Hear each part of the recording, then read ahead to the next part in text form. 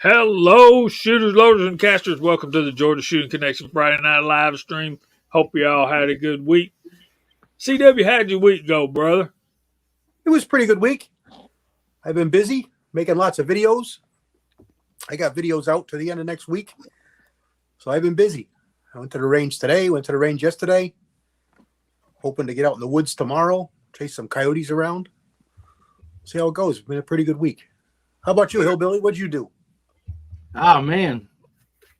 We had some really nice weather here. I guess because it's so cold and nasty for so long, it just sure felt nice. Sun was shining, so I was able to get out and shoot some videos. Just had a lot of fun. Yeah, it's got the since we're going to be talking about this later, I literally was making videos this week on a 22 long rifle conversion kit and an AR 5.56 barrel. So it's a lot of fun. So that's what I've been up to. Walter, what you been up to, buddy? Well, I had a pretty good week here too, dodging rainstorms this week after all the nice weather that everyone was flipping me off for having last week. It flipped around, and so your prayers about give Walter some of this bad weather worked. It's been rainy all week, and it's going to rain until next Friday. But I got to the range a couple times between storms and had some fun shooting all kinds of stuff that I shot this week, magnum rounds and mini rounds and all sorts of stuff. Went to the range today and shot a bullet that I'd loaded up or cast up at least a year ago and never shot. And it shot great. And I was kicking myself all the way home, came right home and loaded up a whole bunch more. It shot so good. So all is good. Physical therapy on the knees going good, and life's fine. I'm going to be indoors for the next several days with the rain, but that'll be fine. I can load. How about you, Mr. Hot Pot? How was your week, buddy? Oh, busy at work. I'm wore out, man. Kept me going this week.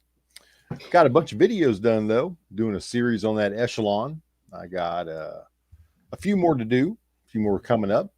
I actually got them in the bank, ready to get edited out and published. Thanks for having me on tonight. Always appreciate it. Look forward to Friday nights.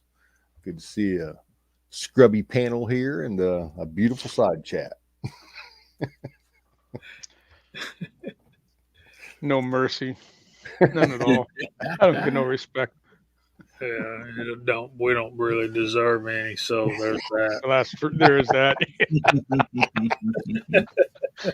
Well, we're glad all you guys are out there. We're showing we got 42 out there watching already. You guys are awesome. Y'all never cease to amaze us as you come in here and share your Friday nights with us, and we can't be more appreciative. So y'all want to just go ahead and jump into the first topic? Make it so, number one. You're leading this train, brother. So whatever you want to do. Oh man, we want to talk about the different cartridges available in 22 caliber. Of course, we know 22 long rifle. Well, 22 short, long, and long rifle. You got to go way back to that, and then of course 22 Magnum. There's Steve's woodworking. What's going on? We'll call out the side chat here shortly. Of course, then you got the 222 Remington and the 223 Remington. Never quite grasped the difference on those, but I'm sure there is, or they would be the same thing, right? And we've got a lot of newer ones that we wanted to talk about. And Daniel, that's what brought up this discussion. So there's that. Mike Hester, 22 Hornet. So yeah, that's not a new one. No, That's definitely not. It's an old timer. What about the old 22 Nosler? There's our brother, Mark Thomas. How was your week, buddy? Oh, it was long, but we got through it. Glad to be here. Thanks for having me. Sorry, I'm a little late. We had some ribs for dinner, and they were good. Oh my goodness. Yeah, I didn't want to rush that. You got to wash that glorious beard. Yeah. I didn't get any. I did pretty good. I just save some for later, man. That back door sticking a little bit, Mark. I had to wiggle it quite a few times and pull on it to get in here. So there's what you don't hear all about every day. 22 Savage high power and 5.7 by 28. That's a wannabe. There's Bulldog. And see, Mr. D'Angelo kind of hit the nail on the head where we're going with this discussion. There's Fuzz with the #1 Magnum 22. Yep. Yes, it is Boomstick. And there's Andy 79Z28.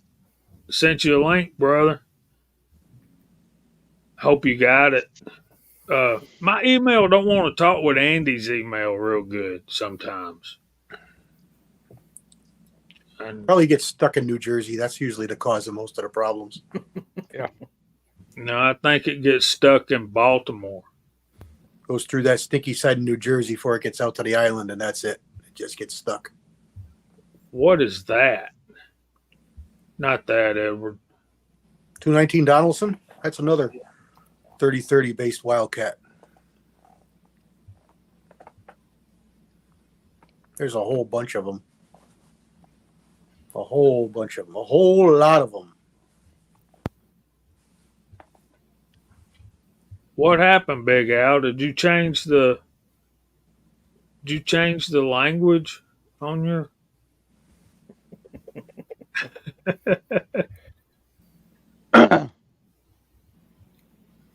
Rich White? I may be What are you right. talking about, Big L? I don't even know your sister, man. Come on. There's an old Bobby Bear song called "The Streets of Baltimore." Anybody know that one? I don't remember it. Walks Fletcher, 222 Remington Magnum.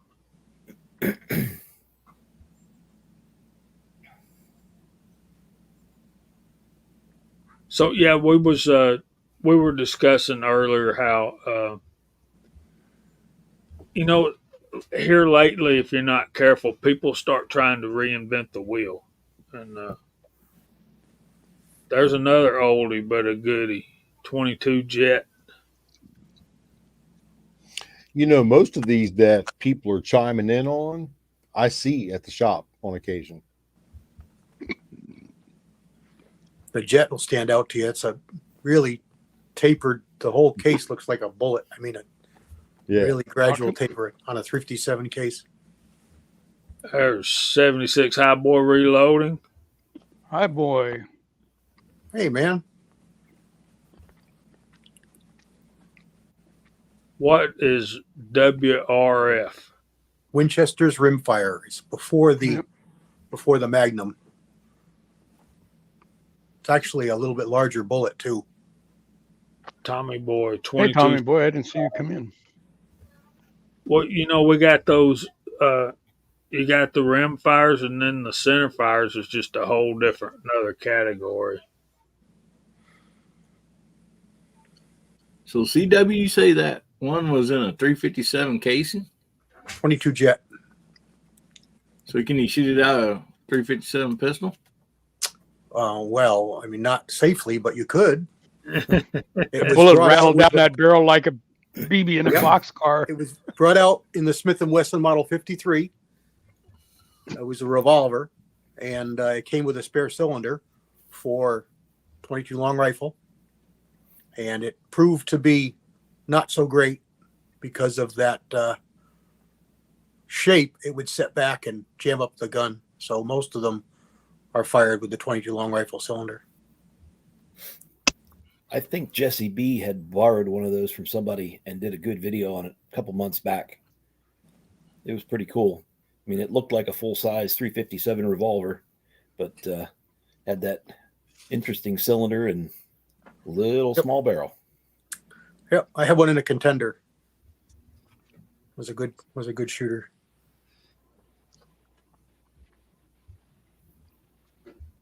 Bulldog says he's fine with 22 long rifle. Everybody likes 22 long rifle. I mean, you got to have at least one. They're fun to go shoot if you got nothing else going on. Okay, let's go through the panel here, and you guys out there too. Stop and think for a minute. How many 22 long rifles do you have? Do you own?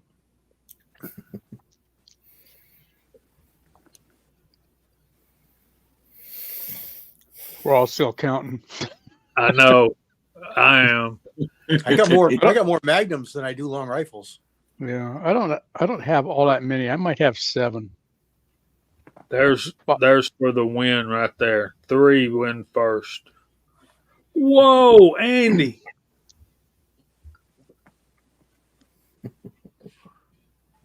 Yeah, I don't know. Probably half a dozen or so long rifles, maybe a couple more. But I probably got twice that or more in magnums. I think I got at least a dozen. Oh, Andy's got 3 rifles and 3 pistols. Okay. Okay. So that was a typo. 23 pistols. That dude really likes 22 pistols, huh? I like those little North American arms. Yeah, you've got a collection of those. And I must have, I don't know, more than I would admit on a live broadcast. They're actually kind of cool. Off the back of the boat, you know. Let's see. I've only got 2 in my possession now. I've owned a lot of them over the years. I think I've got 2 on my person, Gene. I hope you do. No, I mean literally. I can't show if you. Not, you're using pronouns. I think I've got 2 in my possession right now, right here. Is that what they're calling them now? Pocket rockets. My 22 magnums.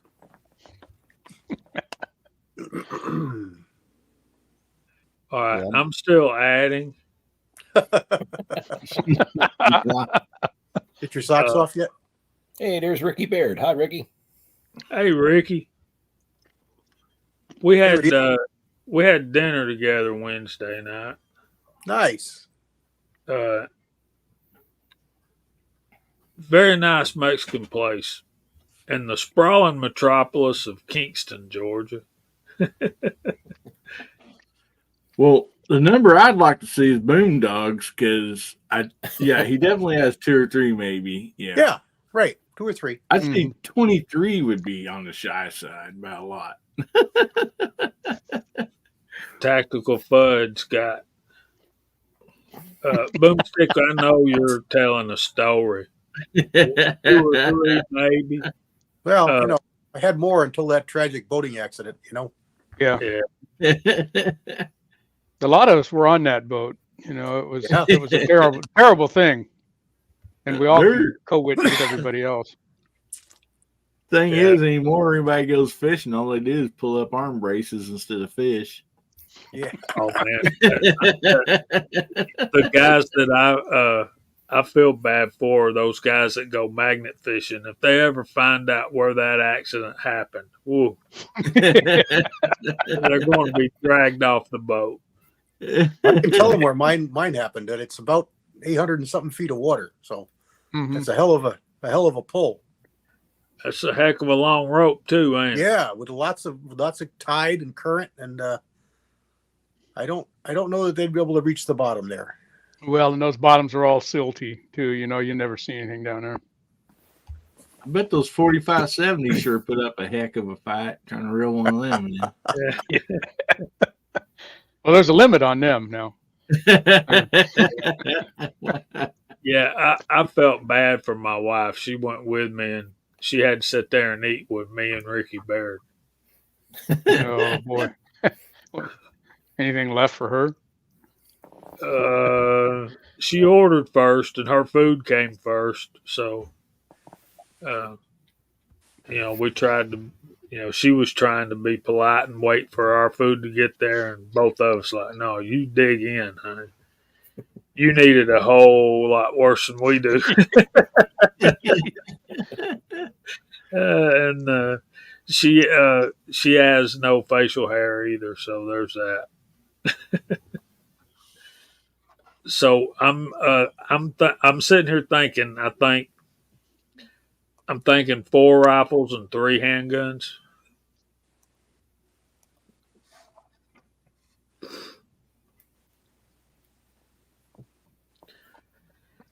And I practically never shoot 22, and it's dirt cheap, and I don't know why. And it's just a great tool to improve your marksmanship skills, I think.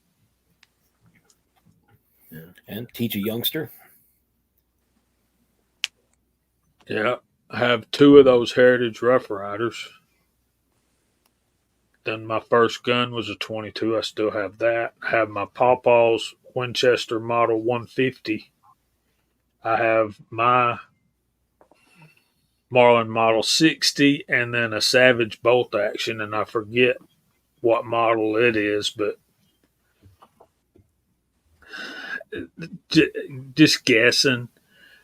I need to take them out and test them, but I think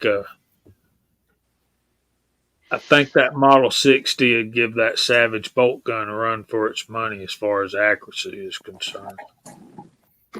My Model 60, I can plink on a 6-inch steel plate at 100 yards all day long. With boring regularity, huh? Yeah. Yeah, actually. I mean, after you shoot it, 20, 30 rounds, you're just like, okay, I think I hit the plate again. Pink. Yeah. You want to shoot it hot shot? Walks, I might have got the model number wrong, but what it is a Winchester semi-auto, much like the Marlin Model 60. And I knew the 250 was a lever action. The Winchester 250, because I have a 255, and that's a Magnum. Well, I'm up to 9 rifles and 7 pistols right now, and I'm trying to think. Because I found a Rough Rider here like 3 weeks ago that was still brand new in the box that I forgot I had. So, It's in the cushions in the couch. yeah, it was. I don't know why it's in a dresser drawer, and I'm like, what? I don't remember putting that there. Well, you don't think about it, Hillbilly. I've bought a few and then brought them home, put them away, and forgotten about them. And then you start going through stuff once in a while, and you're like, oh, okay, I remember buying that. Well, like I have 7 grandkids, so I want to be able to leave at least a Rough Rider a piece for them. I mean, something, and I didn't want to buy all 7 at the same time. You know what I mean? And so,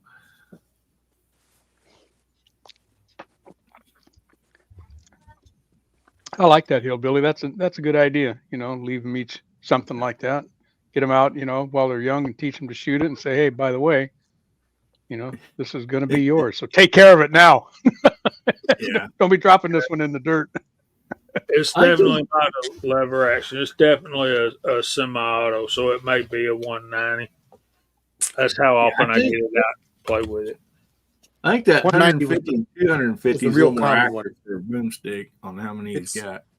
It's similar to a Model 60, the 190. Yeah, a little bit shorter length of pull, a little bit shorter barrel. They made a fancy barrel, a fancy stocked one called the 290. Had really fancy wood. I want to pick up that Heritage. What's that? That Rough Rider Cowboy edition. The Tactical Cowboy. The tactical cowboy. Tactical That's cowboy. it. Yeah. Because Chris, With a rail. me and Chris were talking to that 3D printer guy, and I got him doing me something right now for the High Point, but he was looking into making those covers for those tactical cowboys, so they look kind of like spacey guns. I thought that was really cool. I had one. It got sacrificed to bring home the 41 Magnum. That was one of the ones I traded. Yeah. Nice trade. Back when Chris did that video, I had a kind of a Ruger single six I didn't know what I was going to do with. So I put a rib on it, a pick rail on top, and I put a scope on it, and I did a video right after he did because he was so inaccurate with that one that he had. I showed him how accurate the Ruger can be, and I was just shooting that one yesterday.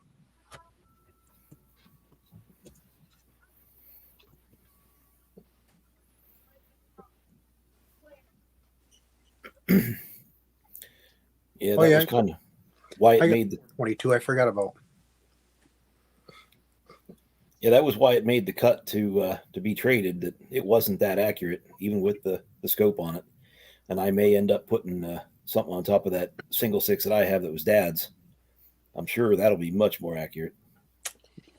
Wiegand mount is a no gunsmithing. Mm-hmm. That is really, really nice. You just take the rear. Is it an adjustable rear sight? Yep. Yeah, you just take the rear sight out. It goes in that threaded hole, and it's. I wouldn't say it's okay on a Centerfire, but on a Rimfire, it's fine. Keep the sight light, and it'll be perfect. That was what Bill sent me. That's what I put on that 44 Magnum was a Wiegand. Yep. Did you drill it? Did you tap one hole, two holes? No, it just went right in. Now if your scope isn't too heavy, it might be okay, or you don't shoot a lot or too heavy loads, but it will break that screw or it'll walk out without any extra. That 41 that I got has an extra hole drilled in the top. Mm-hmm. I'm sure that's what that was for. Yeah. I'll tell you guys, like those 22 pistols, the Heritage. Ron Wayne did a video on the. He has one at Wild Bill Hickok edition, and I believe Sunday he's doing one on. He has the Bass Reeves edition, and so I mean, that's one cool thing about those Heritages is they got a lot of neat stuff out there. So, and they're not super pricey, you know, and but those are actually a Tallow edition. Heritage Rough Rider. I was surprised that Tallow did anything with Heritage. Yeah. That's true. I think I'm going to pick up that Bass Reeves one just because it would be something really. That would just be cool. Yeah, the original Lone Ranger, man. Mm-hmm. I got to see one. I got to hold one in my hand at that show 2 weeks ago, but I didn't want to pick it up then. I'll get one down the road. Hey, Christian. He's got a video on 44 Magnum coming out Sunday. Cool. I shot some 44 Maggies just today, Christian.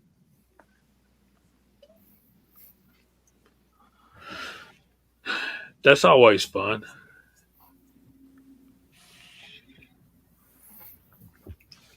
Wow, Walks. Should you be talking about that?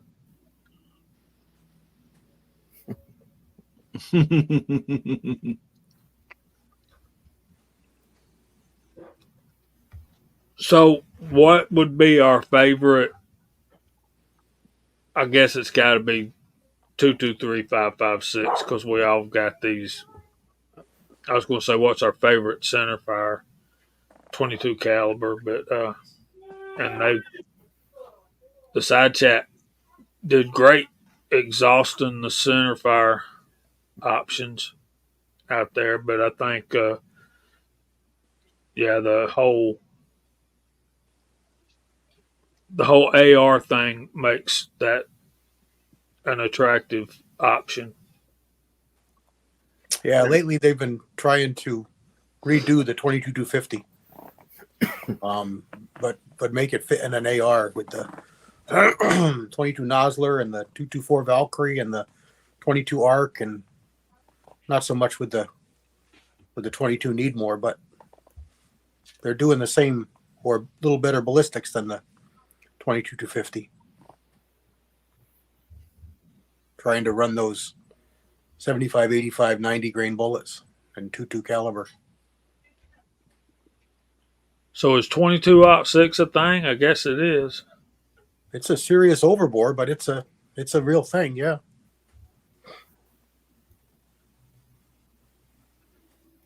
Drive safe, Bama Dad. I'm literally doing a video on the CMMG conversion kit, and I have it in a 5.56 barreled AR, and I tell you what, it's a lot of fun, and so far no hiccups and really accurate. I didn't really know what the accuracy would be with it and stuff, but so far pretty good stuff. And I want to ask you guys in the side chat.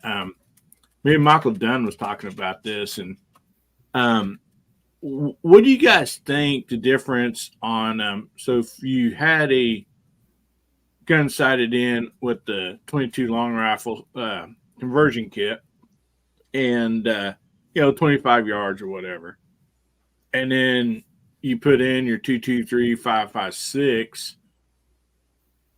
What do you think the difference would be at, like, where you're sighted in at and where you're going to hit at?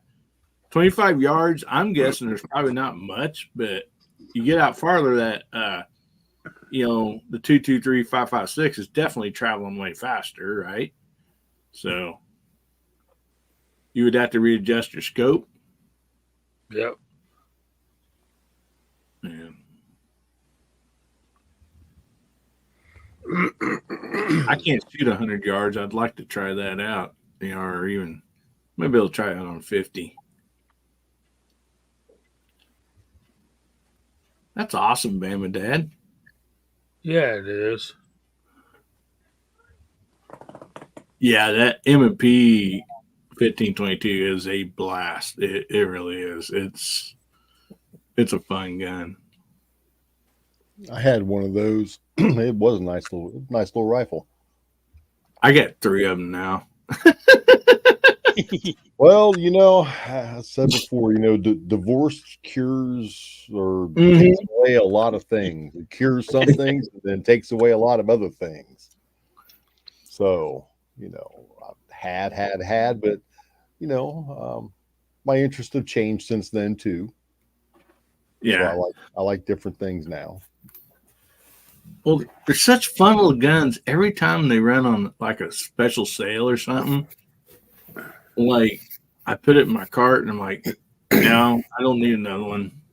And then after a day or so, I ended up going back and buying it. I mean, it's just another gun that's fun for people to shoot, and it just works really good. So. And they're not overly pricey either. No. So it's about 8:30. I'm showing 63 of you kind folks out there. So let's shout out the side chat. Why don't y'all type in 22? There it is. And Walter's in first. Mike Hester's out there, and it's gone. Let me scroll back up. Y'all are so awesome. So we got Walter Viejo on the panel and on the side chat. Mike Hester's out there. Let's do that. CW Longshot's on the panel and in the side chat. Mark Thomas is as well. Michael Dunn, Christian Grest, Abigail Finnegan, Edward Petty, Ron Wayne, Walks Fletcher, M. Gabriel, 3 Jeep Discovery, Garage Guy 879, Hillbilly Up, Steve's Woodworking and Homestead, Mike Hester, Wes, hey buddy, Tactical Fudd, Ashley A, what's going on, Rich White, OCD Outdoors, Andy 79Z28, Kyle, Johnny 1982, Bobby Barlow, Rich B 76, Highboy Reloading, Ashley A, James Pollard, Boomsticks Revenge, Tommy Boy, Steve's Woodworking and Homestead, Alaska One, Andy, Fluffy 10mm Jeep Guy, Papa's Place, Reloader 762, Harm, Ricky Baird, Senior Master Sergeant Bulldog, Fuzz T Fork 8, Senior Master Sergeant Bulldog, Boomstick Revenge, Rollis Carvelis, Ron Wayne, Nutty 357. Can y'all believe we're doing this today? Check it out. That's awesome. And remember, every second matters. Paul Loud, Nutty 357,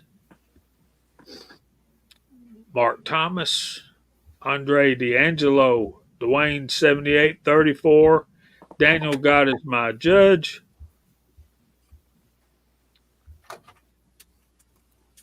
hey Nutty, I like what you did there. Reloading from the hot pot. I think that's everybody.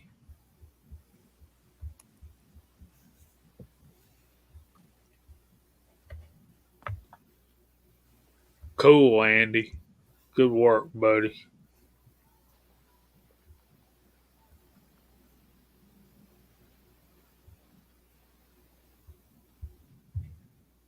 There's that. So welcome, everybody. Thanks for being here. So today is February 2nd, 2024. 2224. How about that? And when we first got in tonight,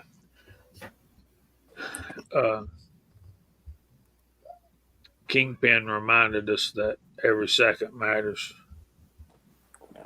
Groundhog Day as well. So that'd be another topic. Did the groundhog see his shadow today? Nope. Early I spring. watched it this morning.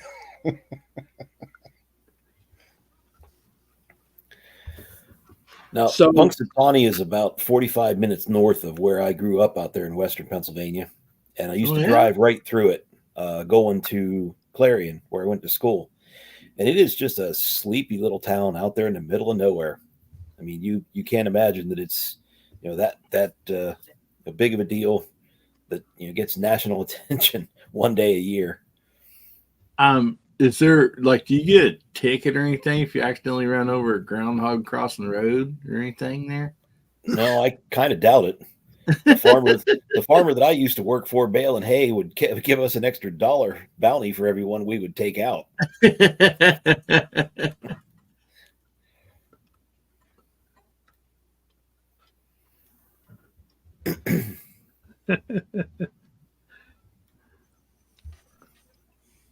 Y'all are Highboy, you and Ron Wayne are missing the spirit of the occasion. And seeing how it's Groundhog Day, Did Biden see his shadow today? let's get to our first topic, which is 22 long rifle, 22 cartridges, 22 caliber.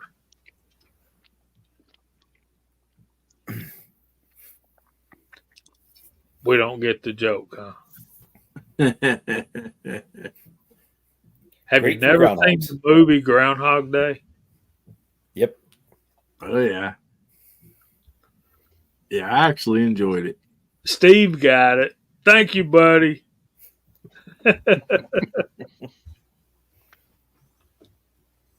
Sometimes I feel like every day is Groundhog Day. Get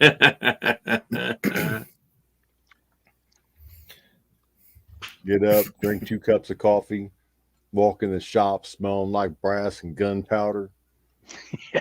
What could be better? playing it all day. I put up a short earlier of the barrels of lead scrap that we get from the police department range. Mm.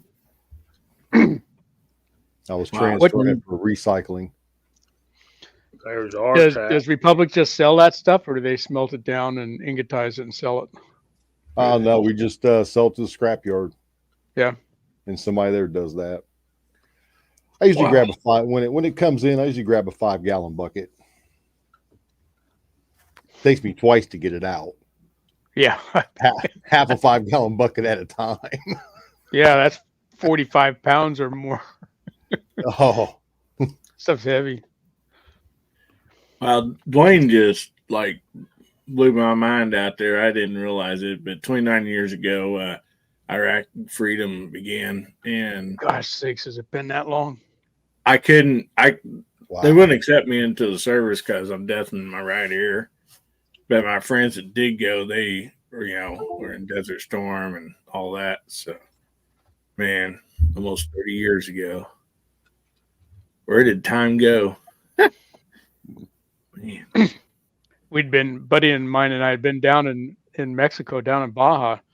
We took the motorbikes and the kayaks and the scuba gear and all that other stuff down there. We'd do that every year and go down there and camp. And you're out of touch with everything. We came back and walked up to my neighbor and said, I've been gone a couple weeks. Anything happen? And he goes, oh, sit down. Go turn on CNN. So, Wow.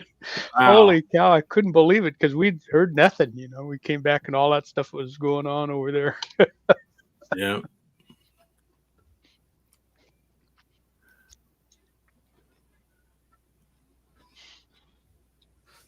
Yeah, Tommy boy, I could do that. Uh, I mean, as much as I've got to melt down for scrap, I could probably at least fill my gas tank on the way to the gas station. Yeah. Scrapyard's on the way to the gas station.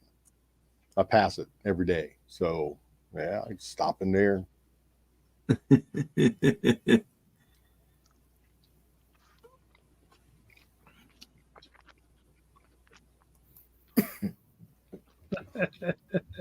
Y'all are killing me. I can't keep up. So Ron Wayne subscribed to Highboy, probably for the 4th or 5th time. And, Andy tells him that's a mistake. He don't know how to reload, and he drops 3 screw Rugers on the floor, which Andy is more than willing to help him clean that up. And how many have you got away with so far, Andy? Technically, Andy owns about half of Highboy's garage, I think, by now. By now, yeah.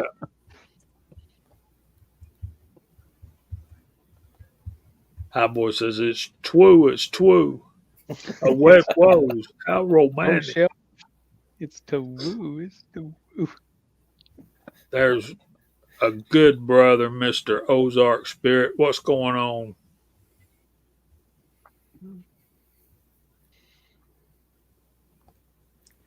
I tried to highlight that 3 times. The side chat's moving so fast. Oh, It Marvin. is. Yeah. There's a good question. Deputy. I have not seen him yet. I've only seen a picture of them on their website. Y'all want me to pull it up? Yeah, I haven't seen one. And one of the reasons that I'm kind of interested is that in California, single action revolvers are exempt from California's roster list. Yeah. Look up, So Walter, look up the Deputy. It caught my eye, and I will own one of those at some Yes. point. Gizzard Gary spent a good bit of time at the Taurus booth and did a good video yesterday, and they showed. I'll have to go check it out. Yeah, they showed that one toward the end of the video. Ooh, Good okay. I just pulled up a picture of that deputy. It looks like a Vaquero. Yeah. Ooh, It's sweet. price is not horrible. It's up there, but it's not horrible. All right, that's MSRP at street price is going to be. Yeah. Very, very slick looking, isn't it? Yeah. Ooh. I ain't Exciting. liking those grips too much. Yeah, but that's fixable. Well, hopefully Brownworks will be making some for him. Yeah. Boy, that'd be nice to get that revolver with some nice Brown Works, really nice Might be my hardwood second grips. worst revolver. Like the looks of it. If it, you get in close, if it's well made and, and shake's not bad on it and fit and finish are good. If it locks up, run good, through money. that's the main thing. Yep. I have to add one more inch onto that barrel, but I'm thinking take an inch off of it and use it for cowboy action shooting. Yeah. 5.5 is actually pretty good all around It is. barrel length in a single action revolver. You can carry them out to 7.5 and like some of the Rugers and whatnot. And that's a long barrel to carry in a holster and hope, you're pulling it out hand over hand if you got to get it out in a hurry. And then, Right. you go shorter and they're not quite as accurate, but I like the looks of that. Boy, oh boy. It's very, very 1873 single action army.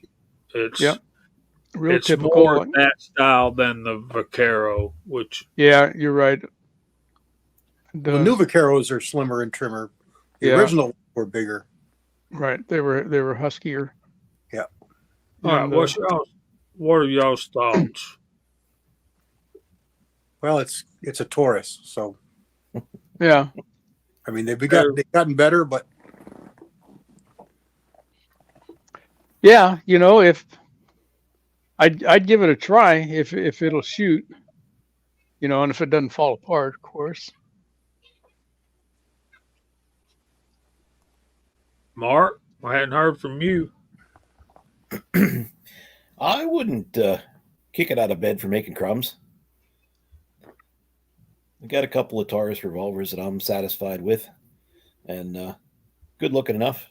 It would be nice to see some wooden grips on there instead of those plastic. Yeah, agreed. That's the only thing that I don't like. But now this is the 357. I think they are making it in 45 Colt as well. They are.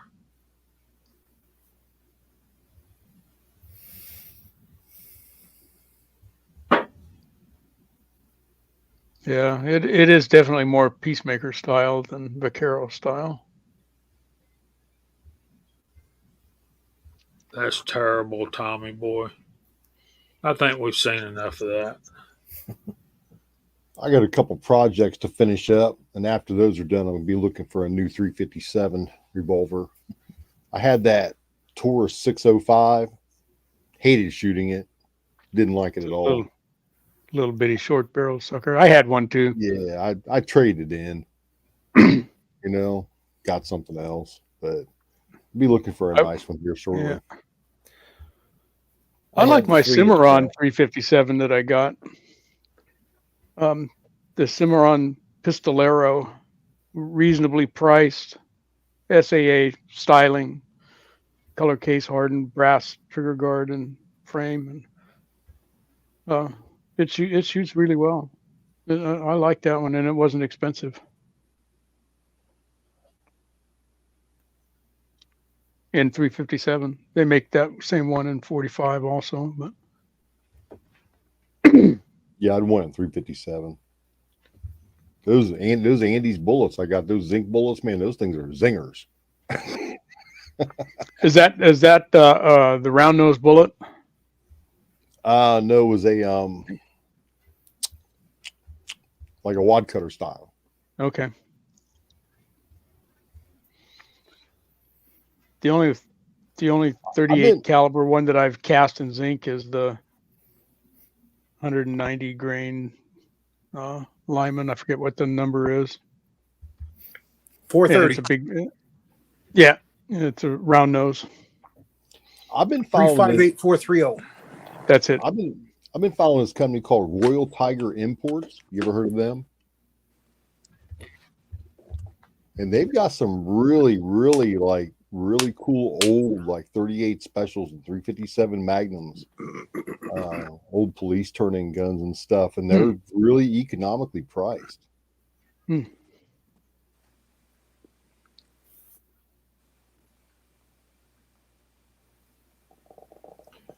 Like here, they've got a German Walther P1/P38 pistol, starting at 300 grains of rice.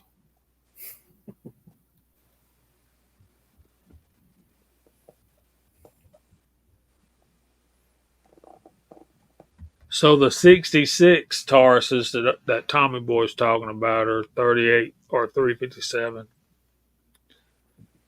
Seems like they're all 357.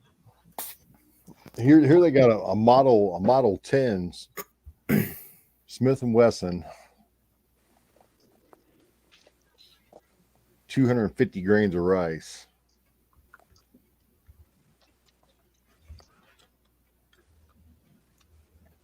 For how much? 250. What's the dash number?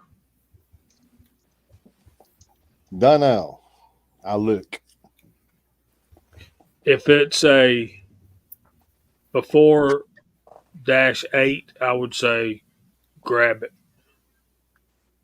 It only says model 10.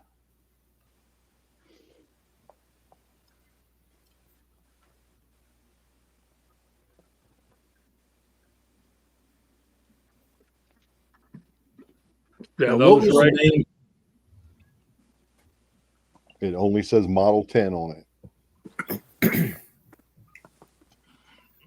So that's going to be a no dash, right?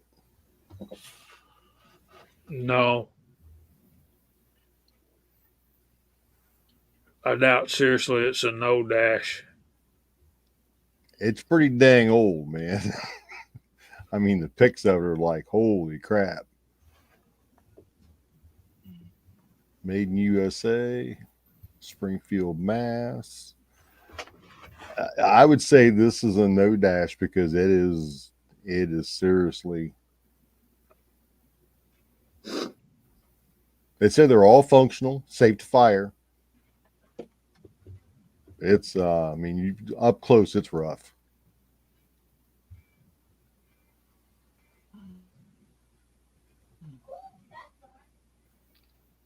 Gives you the serial numbers of them too. You can pick the serial number you want. Royal Tiger Imports, if anybody's interested.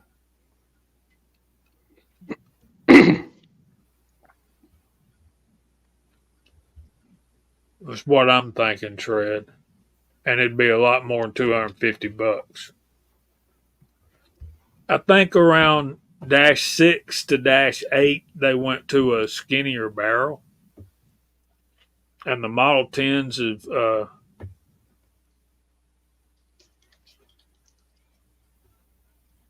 yeah, you're right, Christian. It just doesn't have any information about that on here. That how long's the barrel on that? 6-inch? By the looks of it, I would say so.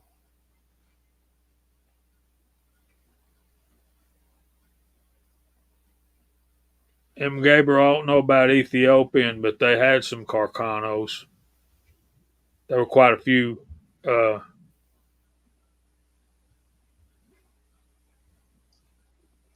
going to Google it.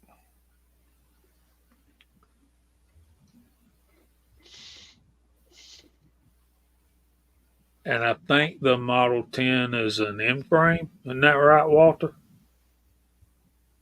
I thought the 10 was a K frame. 10's a K. Yeah. Is it? It says these revolvers are coming from Ethiopia. If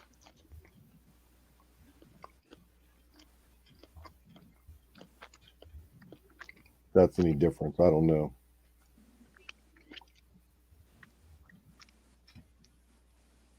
I've just been following them, looking.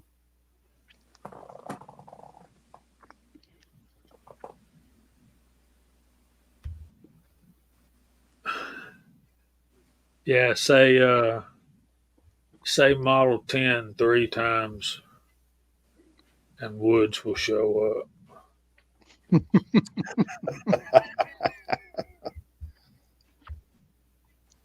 Yes, Tommy Boy, they have a lot of the guns from Ethiopia. They're still made in USA, Smith & Wesson products.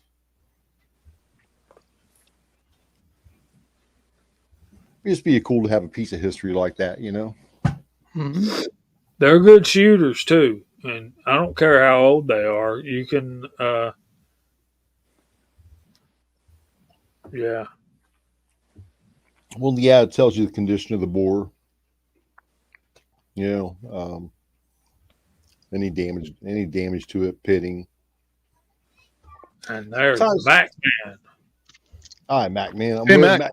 I'm wearing the hat I got from Mac Man.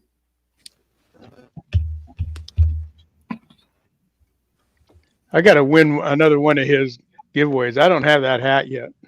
I got a knit, watch cap, but I don't have that ball cap. I like that one.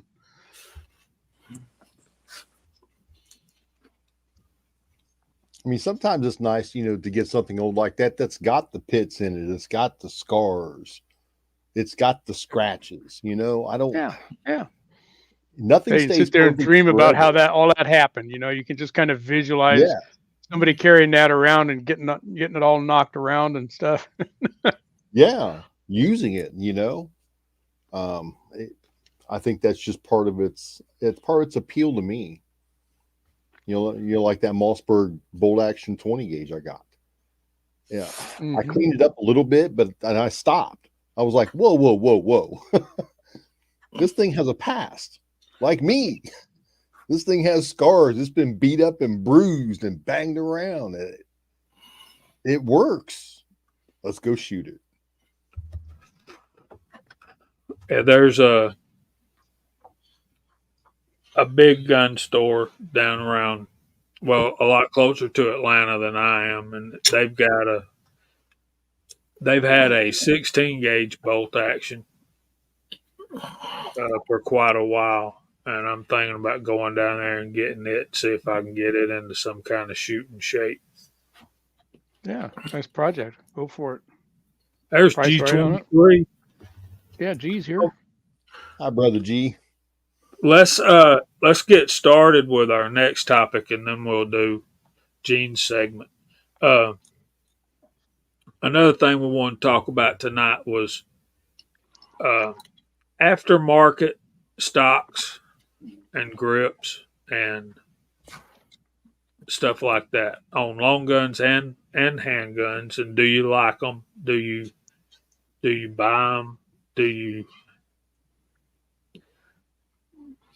Where we at with this? And I'll start. There's some guns that you buy that you're pretty much going to have to buy a new stock for, particularly these budget style bolt action rifles. The ones I really like are the Magpul Hunter stocks. They're pretty much and CW's got a few of those. They're pretty much they're really a chassis because they're really free floated. Yeah, Tread, other than AR stocks and grips, we know you got a wide variety of things. Tommy Boy likes Boyd's. Glad you're there, G23.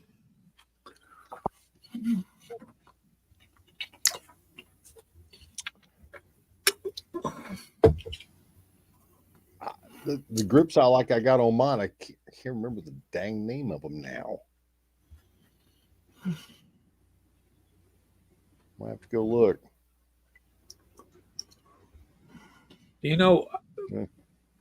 Walter, I don't have a Boyd stock either. I need to fix that. I I really need to fix that. don't either. There's Pat in the bunker. What's going on, buddy? Oh, for AR pistol grips, I like the Fab Defense with the finger grooves. I like those. They feel. I mean, for an AR platform, I like the way those feel. Hogues have a finger grip too for the AR. Mm-hmm.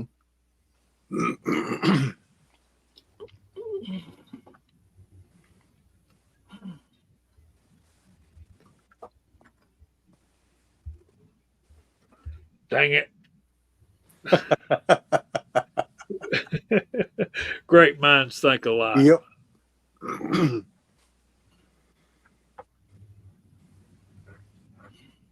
What's that chassis I got on 308, Jamie? An RTS? GRS. It's out of Scandinavia. It's nice. Yeah, it is. It's really nice. Ergonomics, great.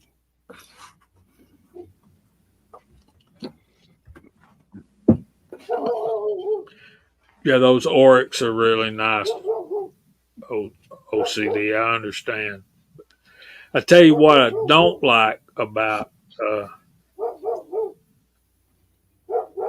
Magpul Hunter stocks is when you have facial hair. They're really grippy, and you put your head down on there, and you're going to lose some hair. Yeah. I wish they were a little bit trimmer, lighter. That's the only thing I really don't like. They are heavy. I've been having that keep problem hearing occasionally with a dogs. bowstring too. Do what, Mark? I said I've been having that trouble with a bowstring occasionally too.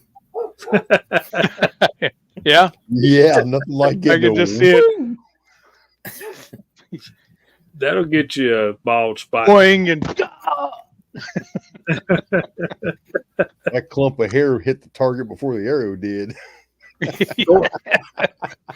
Go ahead, Hillbilly. What were you trying to say? Oh, nothing. I thought my dog was barking. I think it's somebody Oh. else's. I was like, going to apologize. I'm like, I muted myself. I'm like, hang on. It's not me. Sorry. Didn't mean to interrupt. Michael Dunn, I'll tell you what, buddy. If you'll send me all your guns for an undetermined amount of time, I will fix that issue for you. Yeah, I don't change grips, and I've never changed the stock. I don't know why. Grips very few times. I'll have to look that up, Walks.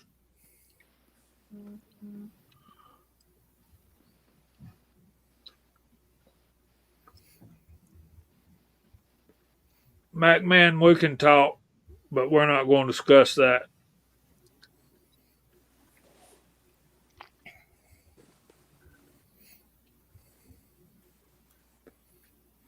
There's Tim S. That's cool. Hogue has an aluminum bedded version of their rifle stock. Yeah, I did a video on mine with the 7 mag. It's got an aluminum bedding block in it. So what is moleskin, Walks? Like Felt. a piece of felt yeah, heavy felt. with With a- adhesive on the back. You use it on your blisters and under your hiking boots and stuff. Got a lot of use in archery as well. It's got a lot of good uses. I got a couple of pouches of it in the downstairs. I keep it. All kinds of uses. It silences stuff. The flip up covers on scopes. I use it a lot for that. Wherever the cover hits when it opens, I put a little piece of moleskin in it. Dead silent.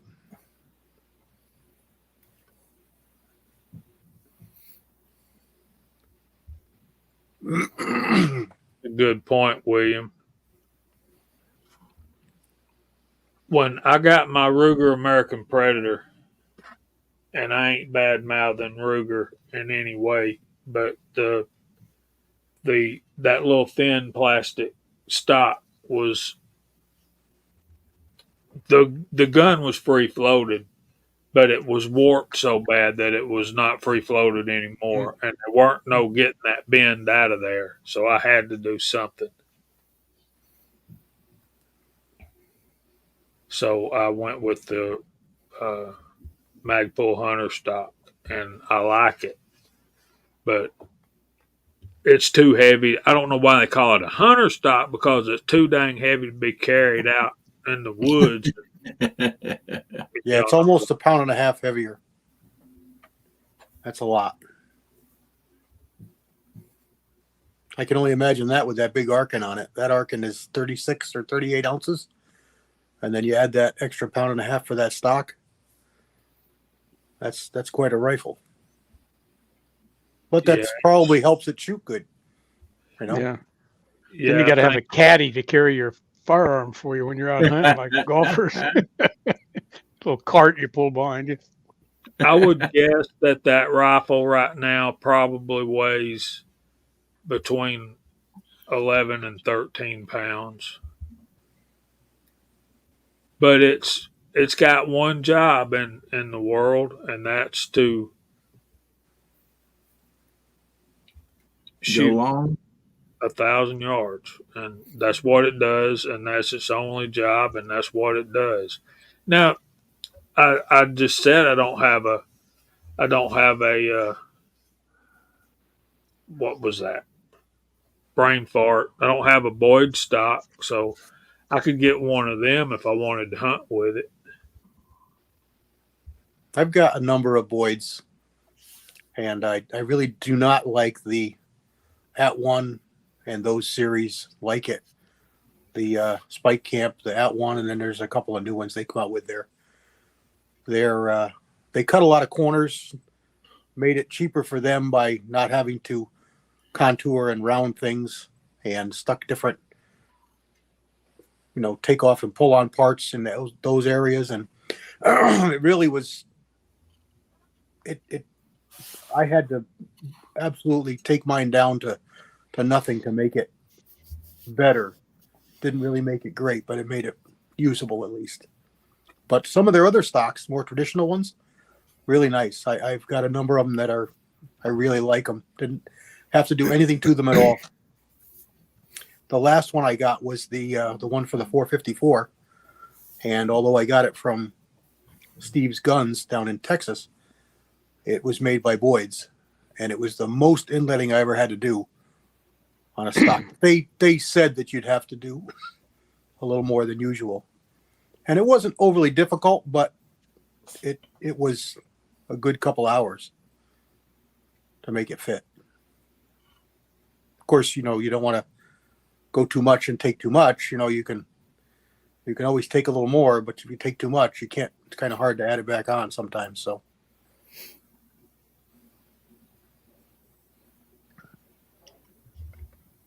Are you ready, Gene?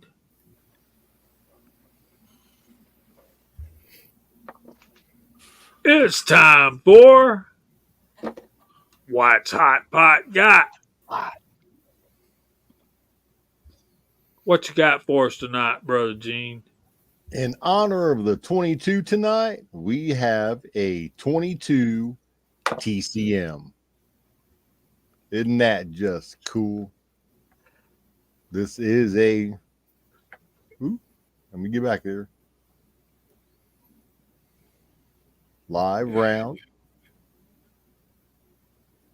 Nice soft point. To give you a little information on it here, the 22 TCM is actually the .22 Towson Craig Micro Magnum. It's a proprietary bottleneck cartridge created from a 5.56 NATO cartridge. developed by gunsmith Fred Craig and Rock Island Armory. For semi-automatic pistols and the Rock Island M22 TCM bolt action rifle. Before the cartridge was commercialized, it was called the 22 Micro Mag, similar conceptually to the bottleneck pistol cartridges, such as the larger caliber 357 SIG. The 22 TCM trades bullet mass for increased velocity and lowered recoil. It was developed in 2012, actually, which is actually not that long ago. The projectiles are 40 grain, and there is an R version for the rifle where the projectile sits lower into the case itself, as CW pointed out to me in the back green room. But it's a really, really cool cartridge. Fits into a 9mm magazine. Rock Island makes an excellent single stack and double stack pistols and rifle for this cartridge. So to celebrate the 22 tonight, it's the TCM. And that is what Hot Pot's got. Very good. Yeah, so we're seeing comments out there about some of the guys and their long range rifles are not light. I also have a bit of news tonight for everybody out there. I will start a segment on the industry news from what I hear, being in the reloading component area of my work. So the White River primers. Everybody's been waiting for these to come out, right? Made in America primers, right? White River primers, American company. You're not going to see them anytime soon. Here's the gig. Here's the gig.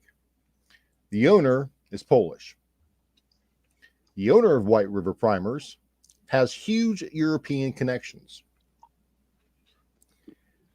Right now, we have about between 2 and 3 million of them in our back room, and we're not allowed to sell them.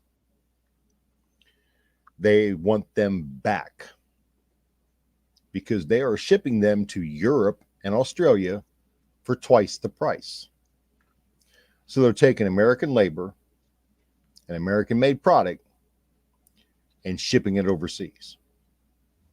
No time in the foreseeable future will you ever see White River primers on a store shelf. If there is any at distributors, they are selling them against White River primers' wishes. And there probably will be consequences to that, because the reloading community between primers, projectiles, and powders is a very tight-knit brotherhood of buyers, sellers, and traders. I happen to work for one of the largest buyer, seller traders, because everything you see on our website is not everything that passes through our mists. I repackage pallets with 500,000, 1.5 primers, and they get shipped out somewhere else on a consistent base.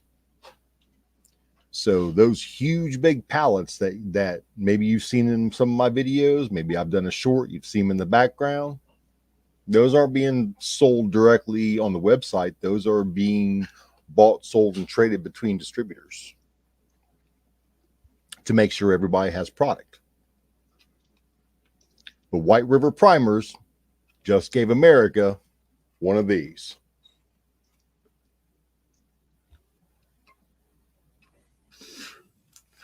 For money. For money. Now I get it. I get it. Okay.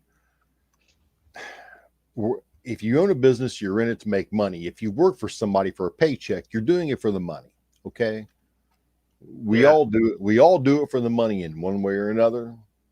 Some more undercover than others.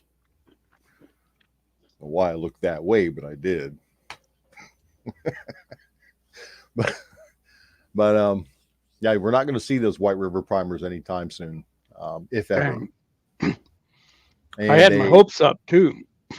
Yeah, because the prices were good. Yeah. But apparently in Australia, they're going for average of 18 cents a piece. Whoa. Yeah, that's what they're paying Mm. in Europe. And now you got to consider now the European war is going on. So now a lot of this production is going to go into their ammunition. So that just that's cut the throats of all of us in hopes for an American company making an American product. And in the end product, the gentleman that owns it is not American. He is a European here just doing business. Well, the biggest problem I see with it is the fact that they sent this out to retailers and then are trying to pull it back. The fact that they're selling to the highest price, that's just capitalism, and I've got no problem with it. But that's pretty stinky that they're pulling it back from you guys and from other distributors. That's just not right. As soon as we got them in, Heath put them online, and they started flying out the door. Orders. And as soon as the owners of White River seen that, they shut it off. They called the owner, whoever he's talking to there, the rep there, called him and said, shut it off now. We do not want these things going retail yet.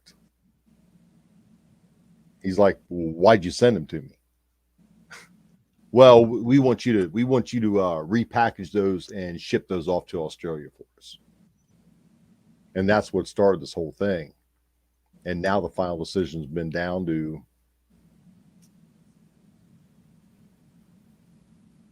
no, that is not. I have not heard that. Vista has not even been in any of these conversations I've been in. I've been shown some of the emails. I've overheard the phone calls, and I heard my boss in there. You could hear him outside the office in the work area talking to him, if that tells you anything. Quite irate. Oh my goodness. So whatever happened to that Texas company that was going to start manufacturing primers? I think that ended up being White River.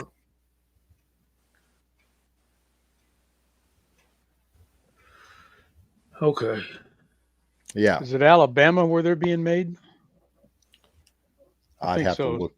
It's Alabama or Arkansas is where the White Rivers are being made.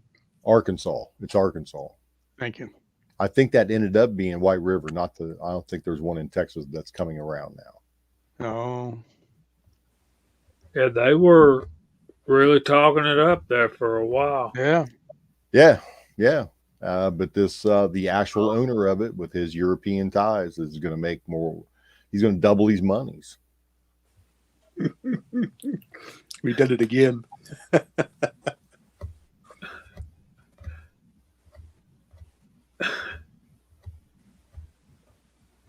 But I just thought I'd share that with everybody.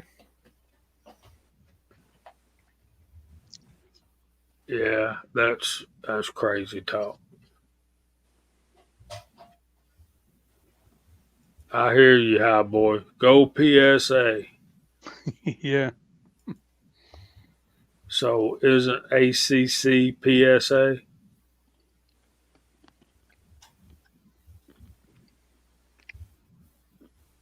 Oh wow, man! I never heard that.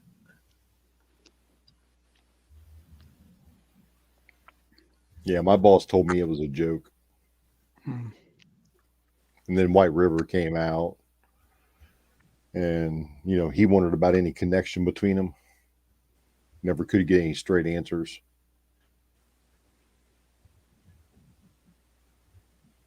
So are we going to have to resort to buying factory ammo and then reverse engineer it, take it apart? Well, I'll tell you, there's a place called American Reloading that I've been talking about, and if you watch a couple of other people's channels, they've been talking about it too, and you can get primed brass there for pretty good prices. So it's a way to get primers and brass for a good price, and they just released a whole bunch on the market today. If you get a hold of them and get on their email list. They'll send you emails regularly. And a whole list of powders about this long too. Yeah, and they get good prices, and they always have percentages off, and they always offer shipping discounts and all kinds of different benefits, different times. Yeah. Prime brass is a good deal if you need the brass in the first place. You're a startup reloader or starting up a new caliber and you don't have any brass anyway. But you weigh the price, and all of a sudden you can use the brass. Mm-hmm. Well, powders are becoming scarce too between the buyers, sellers, and distributors. Yeah, Mike just posted on here the new retail for 4350 is $67. I saw some today, 54, 4831 shortcut. 54, and most of the other ones were 39 and 29 and 34. Pistol powders are all in there, and over $40 a lot. I saw a bottle of H110 in my local gun shop for 32 simoleons. I bought it. Yeah, they had 296 and H110 there today for, I think it was 29 or 34. Yeah, they had a lot of powder, so I kind of forgot prices. But I remember the shortcut was 54. It was the only new one he had put out, and he had he must have bought a couple cases because he had a lot on the shelf. Everything else was less than 6 bottles, but a lot of selection. Yeah, local shops and distributors are just buying like 1 or 2 cases. That's easy to get, but it's a small shop. Yeah, my boss wants, you can go up just on the underside of 500 pounds on a pallet before it actually becomes a different class. So it can actually arrive in a box truck. It doesn't have to arrive on an open flatbed. So he fills these pallets up, 480, 490 pounds. And he's having trouble filling pallets now to get to the shop. Yeah, I would buy Hornady primers. And it would be in their best interest because they sell so much reloading equipment. Yeah. Exactly. If they would offer, the primers at a reasonable rate, we all pretty much trust Hornady quality for most stuff, Well, if you think about it, bullets we use, and they'd have to double or triple what they're doing now in order to do that, and they're probably just not able to do that. Possibly, yeah. Because they still got to produce their own ammo, and that's what they're selling. That's what they're doing. So it got to be doubled at least, and probably more. Tommy boy, if Varget's 52 there, you better grab it now if you like it, because the next distribution of that, you're looking at 60 to 70 is what it's going to jump up to. Well, Mike just said Hester is 58, so he's selling it. Yeah, last I saw it here was right at $60 already. Yeah, that's if you're getting at 58, that's old inventory now. That's inventory from last incredible, year. isn't it? That's incredible what's going on. Yeah, it's not inventory from this year because we have no inventory from last year with Varget. Yeah, Varget was everything coming in here. So everything coming in now is jacked up, $10, $12 higher a pound. Yeah, Highboy, if they do that, if they'd give you 10 bricks of primers for every L&L you bought, I'd buy 5 L&Ls, keep the primers, sell the L&Ls on eBay.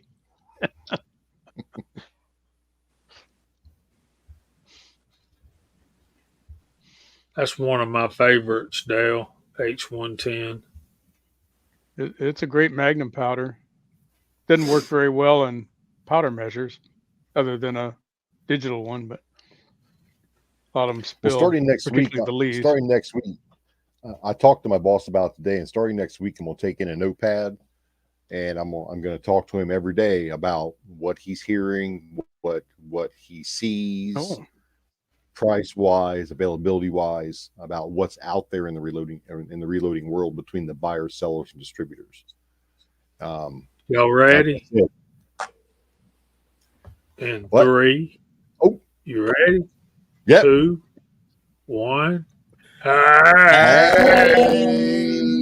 Mario! West Coast Mario. West Coast Battle Weirdo. Bean and shit. I'm gonna try to Yeah, give everybody a heads up on what's going on out there in the component community. You know what? If you could do like a bi-monthly newsletter video or something, inside the hot pot or something like that, that would. I thought about calling it the up- WRFTHP breaking news. There you go. Why not? Something here. Here's something from the inside. Here's what we're hearing. Yeah, H110 is no problem in my measures, but you like those red ones. Mine goes really well in the RCBS Uniflows. Really Mhm. good. It does not go well at all in Lee's. It goes. It just didn't go where you want it to go. It It goes. leaks. It goes. Some of it actually gets in the case. The rest, yeah. Those things are leaky with. And why you put up with them, I 296 still don't know why. Yeah. Well, I don't with that powder because they work Well- really good with stuff like 231 and tight Yes. group and So does the PE86. and some of RCBS. those. So does the Redding. So does the Yeah, Lyman. but they don't work with a crap on my turret press. Try a Dillon. Dillons are awesome. I got Dillons. Dillons work well on the 550, no doubt. They work on other presses too. Yeah, I guess they should. I never tried it. In this corner Yeah.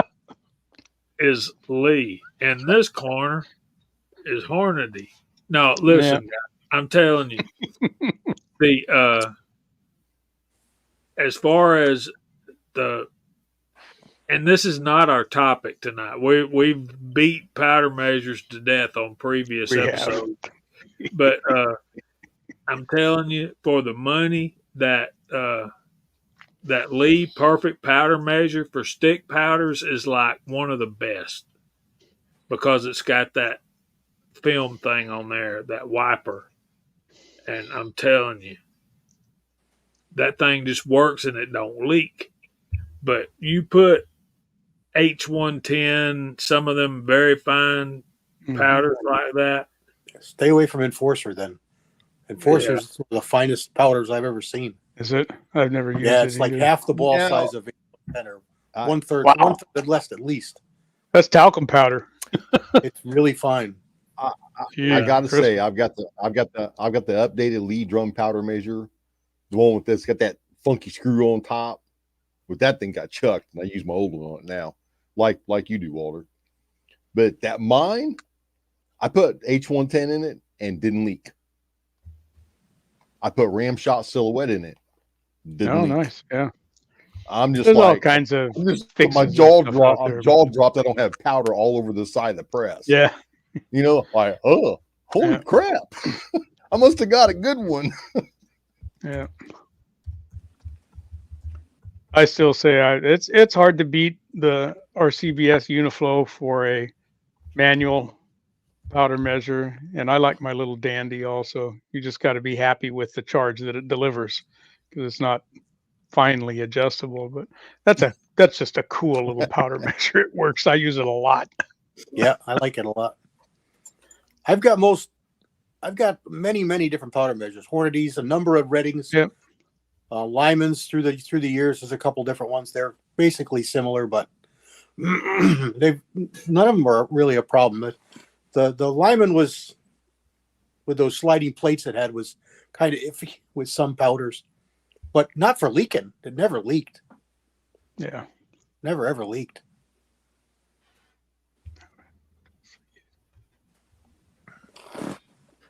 I wouldn't do it, Drew, but that's why we all reload. That's what makes you a hand loader rather than a reloader. What you're going to find is that the taper of the case inside is going to severely inhibit your ability to meet the overall length requirement with a heavier bullet. Yeah. I learned that very Yeah. quickly with a 380. You'll get it in there, but it's going to bulge and swell the case, and then it's not going to go in your chamber. Right. Or You get stuck. much above 110 grain bullet, and that's pretty much it. For what I found, 102 grain is a nice one. 90 to 102 grains are nice 380 bullets. After that, it's trying to fit a elephant into a tiny suitcase. It's just things happen. And as CW said, they don't want chamber then, because you fattened out that case so much. Yep.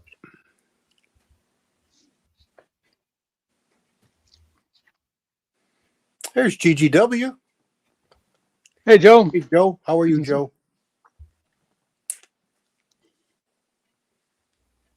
Hey, Joe. Tommy says he's put the 120 grain Lee into a 380. I never did.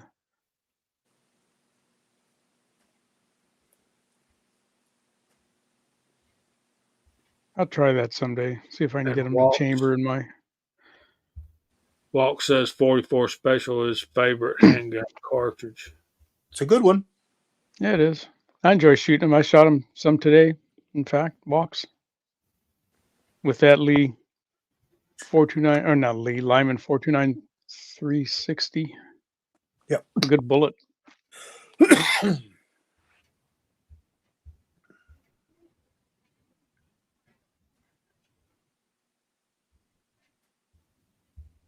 Lee makes a 102 grain round nose bullet that's very much like a 45 ball ammo, only smaller. Yeah, that would be a good candidate for you, buddy. And that bullet shoots incredibly well out of 9mm. If you're one that will shoot a 9mm. all right.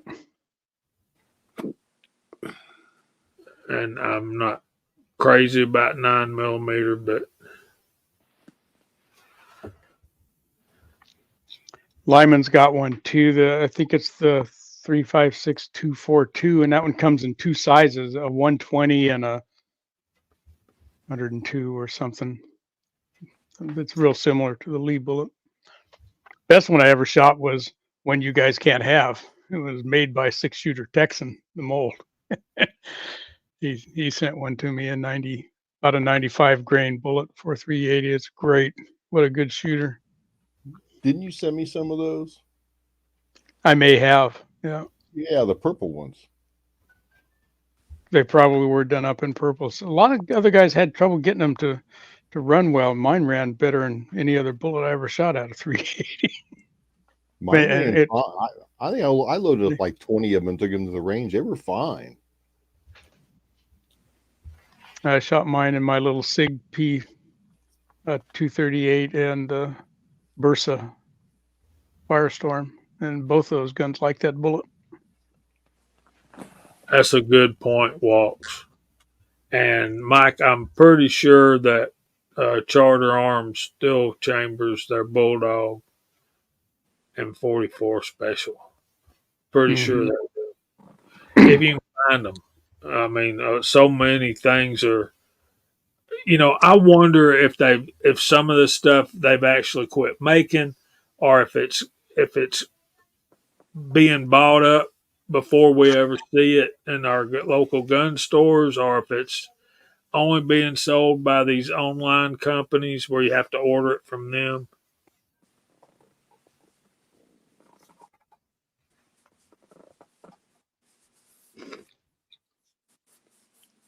Yeah, M. Gabriel, that's a thing, buddy. That's really it. You shoot good in mine. I shoot all the way up to 260 grain. Bullets are longer than the case. And the thing about that is, for subsonic and a suppressed 300 blackout, it's what everybody wants.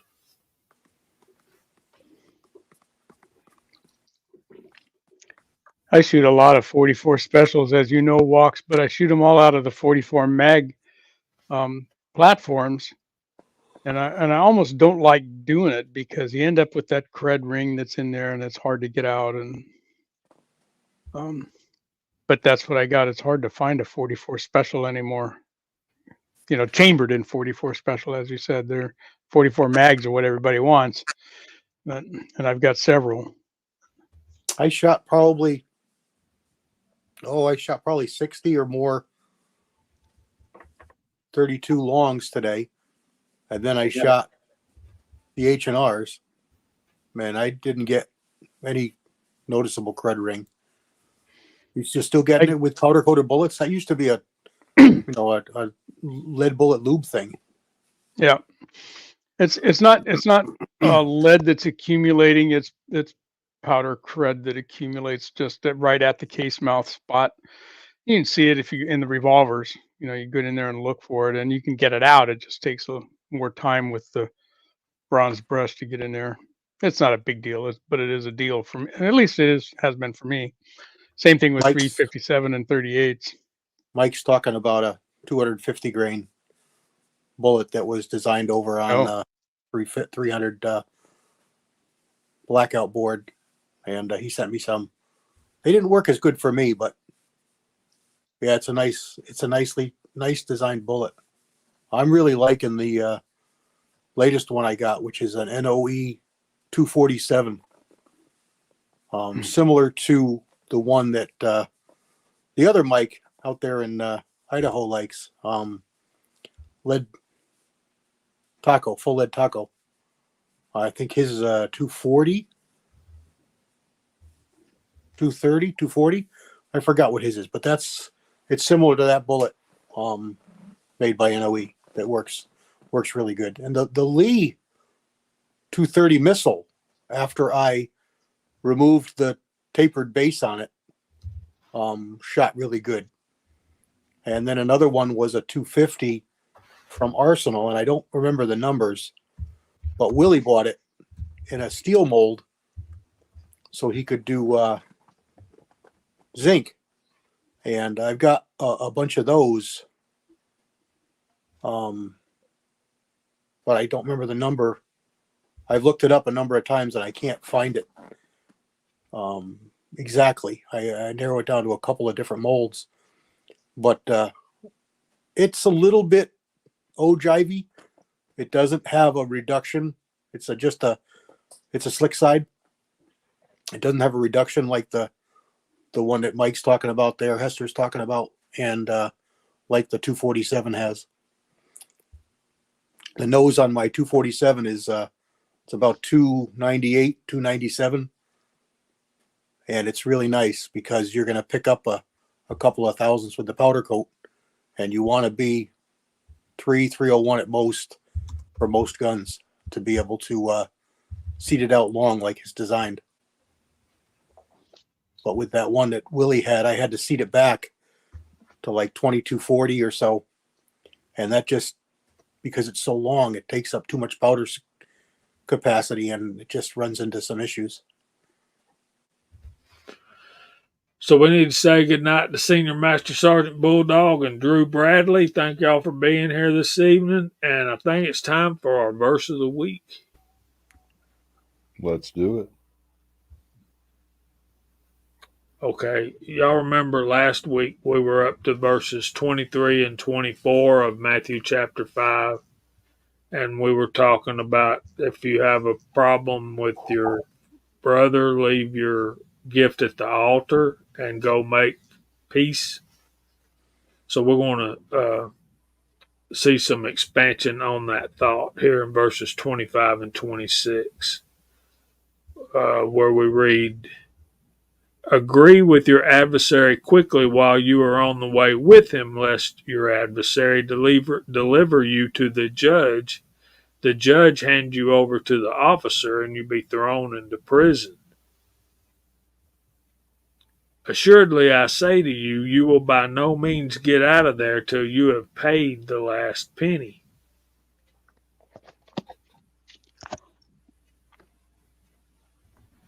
So, what we got here is Jesus is not only reiterating that it's more important to live in peace with your brother than it is for you to do other things of the faith. And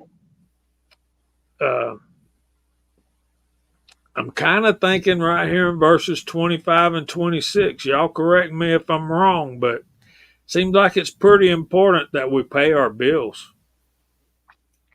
Yeah, and this one says to me, and I confess I was reading this one earlier because I knew we were coming to it, and I couldn't quite remember what this next couple of verses was, but I knew it was about this. And to me, it says, don't waste your time arguing with your, I'll say enemy. The book says adversary, but it's fruitless. Turn around and walk away. Pay your bills.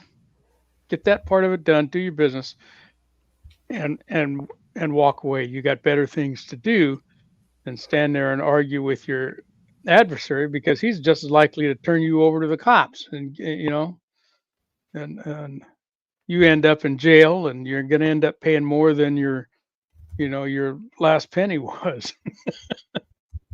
So exactly, Jamie, it's you got better ways to walk, better paths to walk than to stand there and get in an argument or a fist fight or anything else with your enemy. Not worth the effort in anybody's light. Pat, you want to come on next week? I'll get in touch with Hillbilly, and we'll make sure we get you a link over there if you're free on Friday night. Anyway.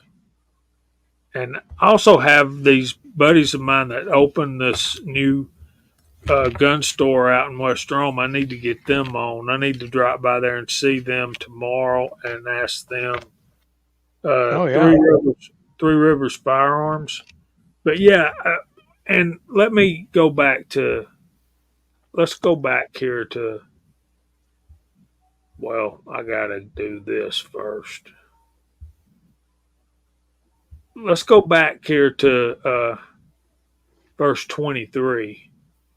You see, therefore, if you bring your gift to the altar and there remember that your brother has something against you, leave your gift there before the altar. So here we're talking about a brother. Verse 24, leave your gift there at the altar and go your way. First be reconciled to your brother, and then come and offer your gift. Verse 25, agree with your adversary quickly while you are on the way with him, lest your adversary deliver you to the judge, and the judge hand you over to the officer, and you be thrown into prison. So we're seeing a progression. At first, we're going to worship, and we have our tithes and offering, but we remember that our brother has something against us. So we've got to leave our gift there, go your way, and reconcile with your brother. But by the time we get to verse 25, he's our adversary because we have something against him. You see this natural progression of, and then we'd be thrown into prison, and you're not getting out till you pay him every penny, which is one of our laws and one of our basic principles. You don't throw people in prison for owing money to somebody, because how can they work and earn it to pay you back if they're locked up in jail? That's one of the basic foundations of our laws. But anyway. Sure. Well, I got something to say about this, buddy. So with last week's verse and this, you're right. It talks about his brethren, and then this time it talks about your adversary. I wonder. This is just the way I've kind of heard this, and also, brought up to my mind. I wonder if they're not talking about you owe somebody, but you're trying to collect from somebody else. And so before you go to this guy that owes you, take him to jail, then it's liable to flip flop because you owe more. You might owe more money than what he owes you, and your butt's going to end up in jail instead. That's actually a pretty good thought, and that could be, what the original idea was all about. Almost to the point of pot calling the kettle black kind of a thing. Hey, if you got something going with this guy where he owes you money, well, stand by. Wait a minute. Let's look at who you owe to. Yeah. Well, that's the way I've kind of took it because it, first starts talking about, if you have something against your brethren, which is, somebody I always take as close by, a brother. I mean, not necessarily blood brother, right. but, and, leave it there, go reconcile with your brethren, and then come back and worship so your heart's clean. But then also, I think it's telling you if somebody owes you money and you're wanting to basically make them pay you through the law or the cops or whatever it might be, judicial system, be careful because you owe other people money. What if they turn around and did the same thing to you? So I've always just took it as that is the two steps there. And I might be totally wrong. No, just the opinion. It's a parable. It's Jesus's heart here we're talking about. He tells a parable of the man in prison for owing 100 talents to the king. Do you know how much a talent is? A talent is as much as one man can carry for a distance, which in my studies turned out to be between 72 and 75 pounds of silver. That's a talent of silver. They generally got 1 denarii a day for their work. You owe a king 100 talents. You're in debt for the rest of your life. Yeah. So that's a big chunk of change. We're talking Democrat tax money here, guys. I'm talking about big time owing somebody. All right. No politics, Jamie. No politics. Okay, I know. All right. But you're absolutely right, buddy. All right. So this is the thing there. The king let him out of jail. He had mercy on him because his family came to see him. And all right. So the king says, I forgive you all that debt. Exactly. And so what did the guy do when he gets out of jail with his family? He runs into a guy who owes him 10 denarii, and he strikes him. He actually hits him, wanting his money, and grabbed him by the throat. And then the king found out about it. So what do you think happened to that guy then? Exactly. Yep. Back where he belonged. He was shown mercy. He was shown mercy, so mercy should have been shown. Exactly. Do unto others as others will do unto you. Yeah, it's one of the tenets that we see threaded all through both testaments, actually, when you think about it. Treat everybody as you'd be treated. And if you're shown a gift, don't be afraid to show a gift to somebody else either. And there's just a lot of truth in that, I think. Now you're catching on, Johnny. You never really own anything, brother. Yeah, the government thinks they own it. Even after you buy it, pay for it, pay the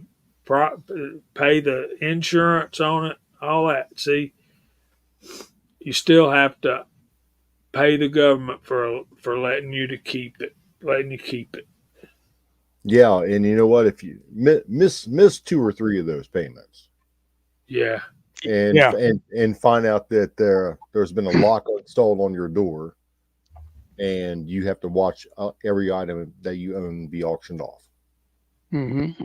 After you have bought and paid for and been taxed to no end for that structure.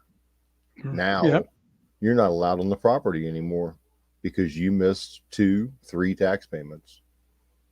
But overpay your taxes and see how long it takes the government to give it back to you. Well, you don't get it back. You don't get it Ain't back. happening. You don't get It's it just back. applied to forward. It's applied Yeah. ahead. That's what I just said in my comment there to Johnny. The homeowners, my wife had changed homeowners insurances, and I didn't realize it. Well, because it's paid in January, she just let it sunset, or they decided to let it sunset. Well, the mortgage company paid the old company, not the new company. The new company is now looking for the money because they're written up in the policy to be the coverage.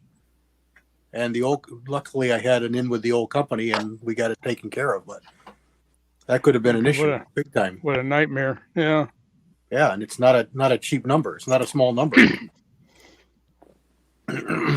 See, Tread, that's pretty much what it boils down to, isn't it? Our soul is the payment for so much that we've done wrong in our life. And without Jesus, we're going to have to pay that debt.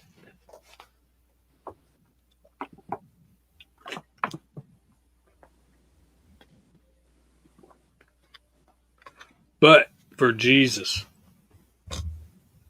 people say, all I want is justice. No, you don't. What you really want is mercy and grace. Mm-hmm.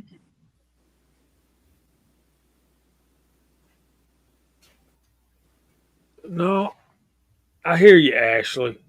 But let's be real. The government needs money to operate. But they don't need that much to operate that much. Yeah, they don't need that much to operate that little. Right. Yeah. They're not doing us any favors lately, that's for sure. Yeah. It's supposed to be of the people, by the people. It's become an entity. And it's a bottomless pit. I think the government, the federal government, has one basic job, and that's to protect the people. And I think the way they should do that is with securing the borders and having a military. And that should be what they do with our money. Yeah. Well, on the property Imagine tax, if a business ran its business like our government does. Okay, employees, if you want a raise, just go ahead and vote yourself in a new raise, whatever you want. Yeah. I mean, it's terrible. Business would be broke just like government is. Exactly. I hear you, Fred. Pat says, Yeah. and Fred says, no politics, Jamie. I know y'all get beat up with politics all week It's just long. so easy. Yeah, We it's so come in easy here to do. to get away from that noise, but Andy said his property value went up $78,000 in the last 2-3 years. yeah, you know, that's amazing about property value because someone in a car or a pickup truck drives by your property and goes, I think that's worth more this year. We're going to raise the property taxes.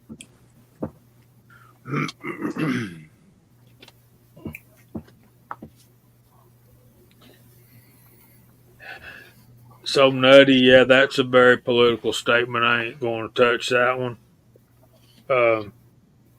I think Tread's got a good question.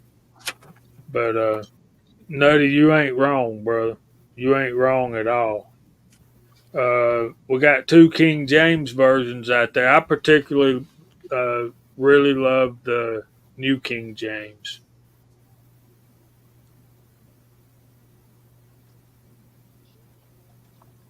And basically it's the same as the King James, only it's the thous have been changed to yous and stuff like that. And here we are, time to start going through the room, and we still got 44, 45 viewers out there. Show out again, Hillbilly. This is what I used for several years, Life Application Style Study Bible. And it's the reason that I do this is because, like, even though you have all your scripture too, you have reference points and everything else to go look stuff up and everything. So you're not just following, the actual scriptures of this. There's several reference points to the King James version and all, different versions. So it's just really worked out great for me. I really enjoy it.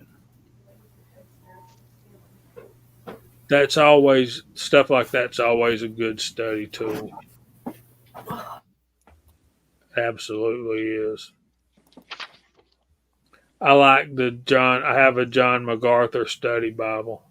So we got to start going through the room and clear the deck for Gizzard Gary. So let's see if we can move kind of quickly. Walter, what you got coming up? I have got more studying to do in my King James Bible that I got when I was 9 years old in Sunday school. They handed that to me. I've had it ever since. It's a good one. And Wow. I've got some stormy weather here on the otherwise paradise known as the Central Coast of California. It's going to rain from now till next Sunday. Not this coming Sunday, but Sunday week. So I don't know if I'll get to the range or not, but I've got some other projects in mind. I got video shot for a couple more Moldy Mondays coming up before we end that series, and I got Free the Few coming up. We've got some of that going on, and a few other kind of little shorter things that I'm going to be doing, but it's going to be all indoor kind of stuff looking like. So it's been a good evening here today, ladies and gentlemen, as it always is. I so look forward to Friday nights. I know we say this every Friday night, but it's very true. A lot of my friends are here, and I keep trying to get my local friends to tune in, but most of them aren't shooters. But anyway, I thank you, Jamie, for the invitation to be here and participate. It's always a pleasure for me, and I always learn more than I was going to say. I learned something. I learned more than something. I learned plenty here every Friday night. So thanks, and thanks to all you guys out there in the side chat. Good to see you all as always. I consider you my friends and brothers and sisters as well. So that's what we got going on here. Good old Viejo stuff. Thanks, man. We appreciate you being here. Chad finally showed up. What's up, brother? Hey, Chad. Gene, what do you got coming up, brother? I've been trying to catch up on the echelon stuff. Let's see. Number 5's coming out. Did that come out today? It might come out tomorrow. 4. Yeah, I got number 5 coming out that I got. I'm filming number 6 this weekend, either tomorrow or Sunday. I'm really liking that polymer wonder gun, man. It's so far it's really impressed me. I've watched all the reviews on it, all the videos on it, read about it, and finally went and picked it up. And I'm not regretting it. I didn't think I'd buy another polymer gun, but it's been good so far. We'll see how it goes. But thanks for having me on tonight. It was really great to be here with my brothers on the panel and the side chat out there. Everybody had a lot of good comments. The 22 thing was off the hook. And I got a piece of 22 Nosler brass somewhere around here, and I could not find it for the show in time. I wanted to show that because that's a cool looking cartridge. I'll try to keep everybody up to date on occasion with industry news on what's going on for the reloading components as best I can. It's nice having a little bit of an inside on some things that I can share with everybody. But I hope everybody has a great, blessed weekend. Be safe. And like everybody always says, be the reason someone smiles. And always remember to keep blowing that smoke. Thanks for being here, Gene. We appreciate you, brother. Thank you. What you got, Mark Thomas? Well, like others have said, thanks for having me. It's always wonderful. Look forward to this all week. Sorry I had to slip away there for a couple minutes. I went to pick my son up at a birthday party nearby. And boy, CW, I was thinking of you. As I was going out the street here by my house, there was a beautiful, it might have been a 6-point, might even have been an 8-point buck. Still has his antlers on, just walking across the street, just as slow as anything, 9:30 at night. And I've never seen him before. He's somewhere here in the area. He's got to be close. But boy, he's a good looking buck. So what do I have coming up? Well, thanks to Walter over there, I've got some 41 bullets to load up into 41 Magnum. Got a little bit of that to do. I got some beautiful 32 Smith & Wesson long brass the other day from a good friend, Josie Wales, Wisconsin. And well, that'll keep me busy for a little bit. Still finishing up a couple of holsters, and they're going to be displayed at the Jackal Tactical booth here at the Great American Outdoors Show here in Harrisburg. I'm going to try to make it up there, and if I do, I'll try to shoot a little bit of video and share with y'all. It's always a good show. So it's going to be busy. Thanks again. Hope everybody has a great weekend and a great week ahead. Thank you. Thanks for being here, brother. We appreciate you very much. Mr. Hillbilly. Hey, man, I was going to tell Mark, check out that Taurus home defender, because with your brawler, you might do a holster on each side. Taurus on one side and your brawler on the other. I saw that. That's pretty cool. Yeah.